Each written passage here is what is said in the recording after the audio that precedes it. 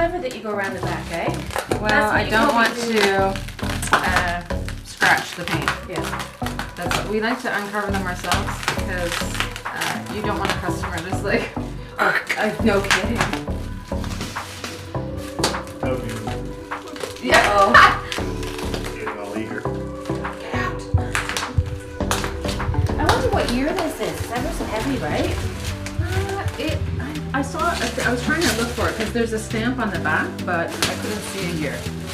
But the person who had it obviously took really good care of it. So.